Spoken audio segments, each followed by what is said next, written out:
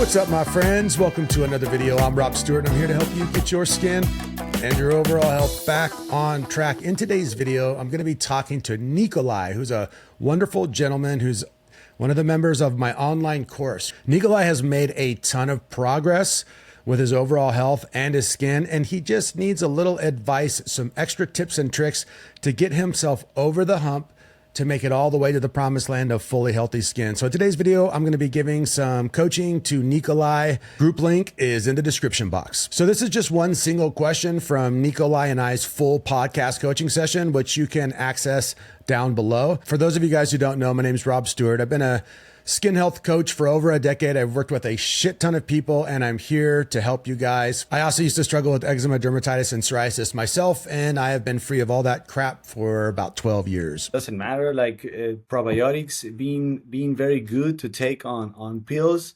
There's definitely now I'm exploring and using, well, when I was in the US way more. Here it's not so easy. I'm trying to get a system of like kombucha and kimchi and like chucrut and stuff like that that just feels kind of good to eat before the food, right? And the pills and stuff. But again, I'm getting into the system of like how to really get these things in this part of Peru, and to try like ship them and send them and stuff. And I'm studying, so I need to be very precise on what do I bring, no? So these naturals, probiotics, what's how important are on the diet, let's just say, compared to just having the pills? So probiotic supplements are completely unneeded. Sauerkraut, raw carrots, apple cider vinegar.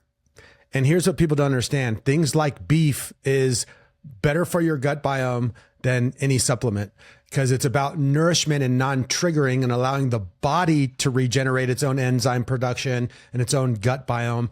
Our bodies regenerate themselves. Yes, a little bit of help from things like raw sauerkraut, raw carrots with coconut dressing as a little tiny salad once in a while. Those things can help. But a probiotic supplement actually isn't going to do what food does and what your lifestyle does. Is it negative? It can be. Is it positive? It can be. I don't really mess with supplementation that much. What a lot of my clients find is that when they go a full year being consistent, they tend to not need supplements, not need superfoods, and not need any special type of like medications or creams. It's just, they're like, oh, I don't need any of that stuff. Now, one thing to mention, just because you brought it up, kimchi and foods that are really spicy tend to be really hard on the gut for people like us. So you might want to be very careful with anything spicy. That's always something to think of.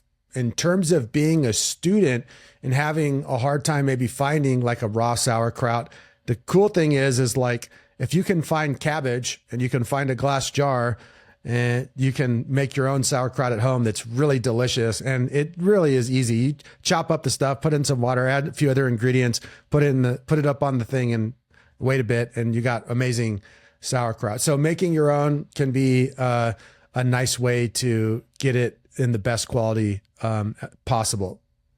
No, epic. I totally get it. And definitely eating the meat is being a little bit of the medicine, not saying like the main thing of the medicine.